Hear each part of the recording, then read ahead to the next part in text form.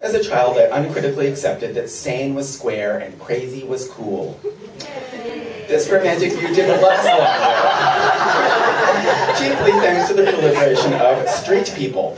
These weren't your usual hard luck cases, but deranged dropouts from the psychedelic era who roamed the streets of my hometown, Berkeley, panhandling and babbling.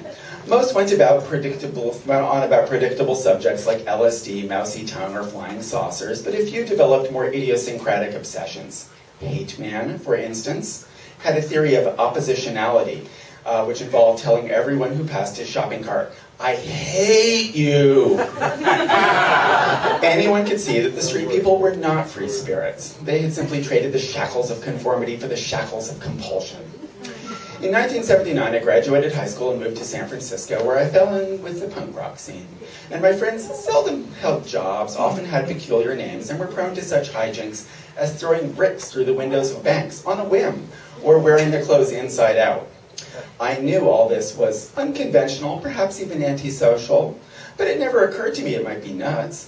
These people were in slightly popular bands. They made collage art and they read pretentious magazines.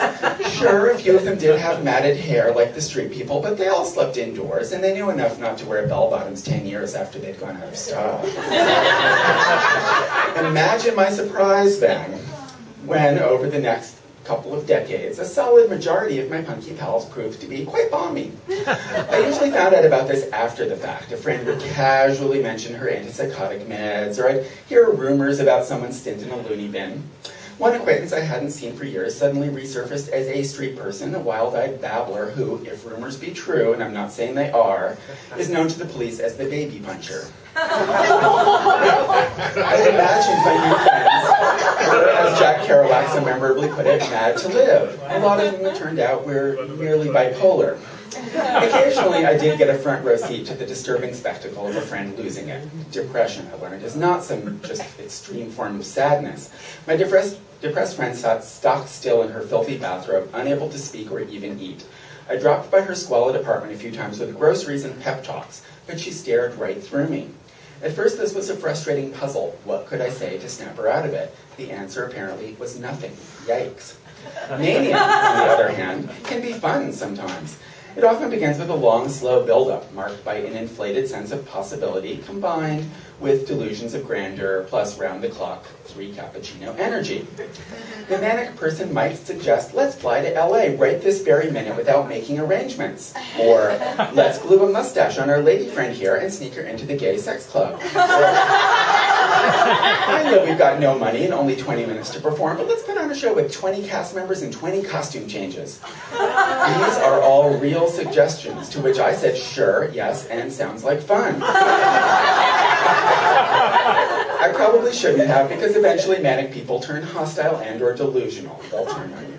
They'll start jabbering about how they're going to take Hollywood by storm, or insisting there are hundreds of people watching them from across the street. They'll lash out and call you names and bring strange people home to have sex on your living room floor, or start hoarding junk from the Goodwill as is until you can't get into the kitchen. Woe unto you if they get a hold of your credit cards. It was only with the weariness and wisdom of middle age that I lost my taste for the shenanigans of early-stage mania. It wasn't so much what my manic friends did, but the way they went about it that bugged me. I hated the seething paranoia, the overcomplicated scheming, the scrambling half-assedly to get way too much done at the last minute. I hated the arch enemies, the complex conspiracy theories, dirty apartments, loud scenes in crowded restaurants, and nights that never ended.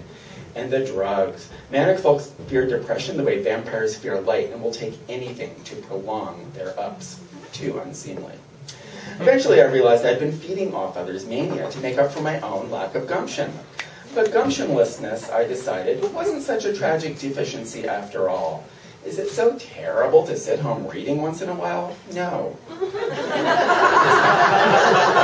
I quit crazies the way some people quit booze, with deliberation, willpower, and ambivalence. The excitement. But I have my own sanity to think of, and if one accepts the birds of a feather hypothesis, I am more than likely missing a few of my own marbles.